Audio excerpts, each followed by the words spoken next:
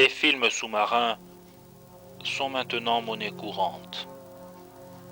Ces poissons multicolores qui se bousculent pour s'emparer de la nourriture qu'on leur a préparée, ce sont des images devenues aujourd'hui banales.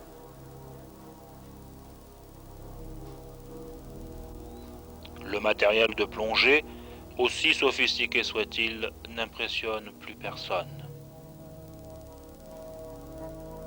Les mouvements écologiques ont peut-être contribué à nous lasser d'un monde que l'on croit bien connaître. Pourtant, sous l'eau, il existe une chose dont on parle peu. Une architecture grandiose, façonnée par la nature et que nous appelons cathédrale.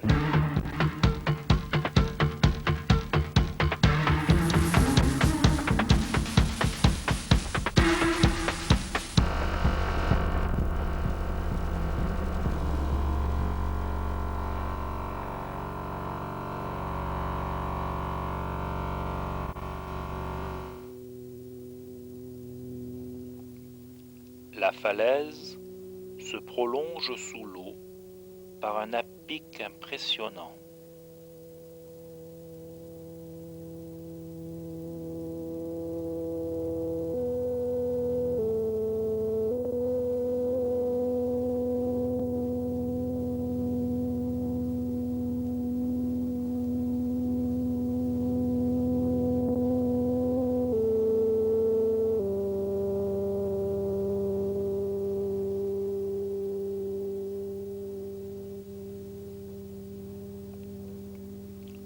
Au pied du tombant, la roche a été taraudée à une époque où le niveau de la mer était beaucoup plus bas. De nombreux tunnels communiquent entre eux, laissant filtrer la lumière, comme à travers des vitraux.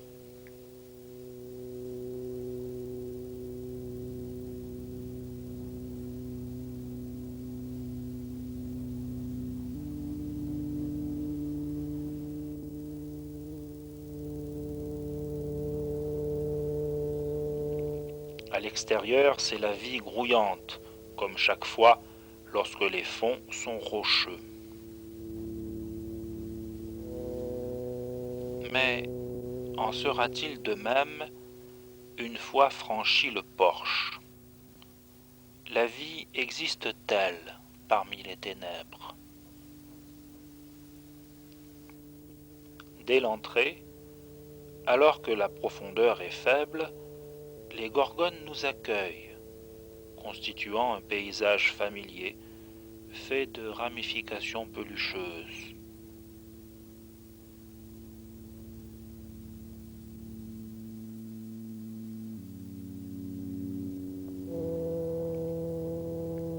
Elles abritent des poissons qu'on rencontre habituellement par grande profondeur. L'explication est simple. La pénombre qui règne dans ces grottes est identique à celle qui règne par 50 ou 70 mètres de fond. À proximité de l'entrée, trompé par cette semi-obscurité, se développe également le corail rouge, que l'on rencontre d'ordinaire bien plus bas.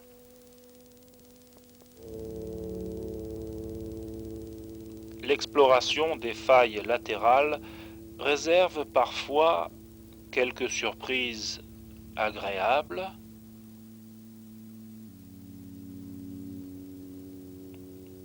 parfois moins agréables.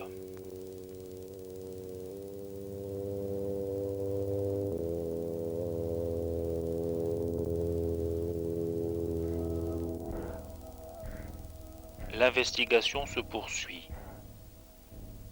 Nous décidons d'aller plus avant, laissant derrière nous des poches d'air prisonnières de la roche. Elles seront, pour le retour, un excellent fil d'Ariane. nous devinons, plus que nous ne voyons, la présence de prédateurs embusqués tout au long du parcours. Les branches de corail se font plus rares. À partir de là, passé ce dernier coude, si une vie existe, elle devra s'accommoder de la nuit totale.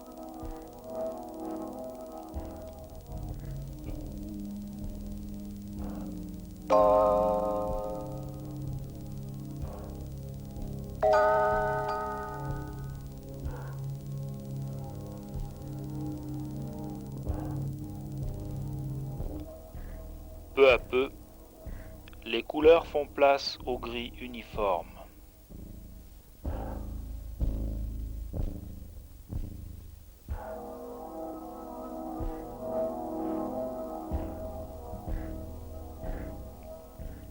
La vie est toujours présente, parfois déroutante, comme ces spécimens qui se déplacent la tête en bas.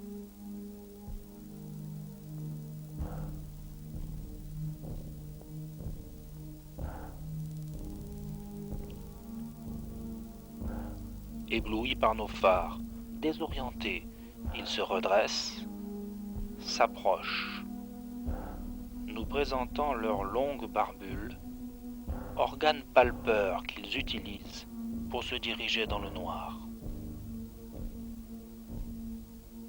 Plus au fond, le sable s'est partout déposé, ne laissant émerger çà et là que le panache de quelques vers tubicoles.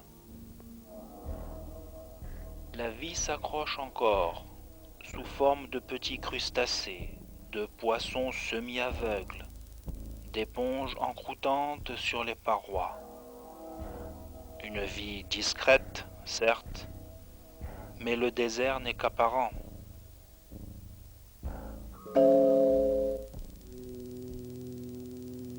Nous atteignons le fond de la grotte, tranquille comme une crypte.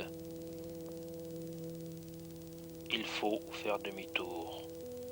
Les réserves d'air ont été calculées pour suivre en sens inverse, sans s'arrêter, le chemin parcouru à l'aller.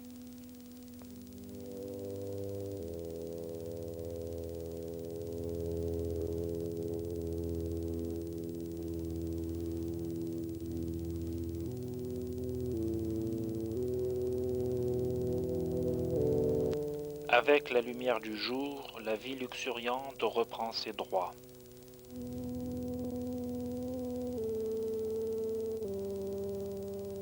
Mais n'oublions pas que nous laissons derrière nous une vie bien réelle, préservée, comme au cœur d'une cathédrale.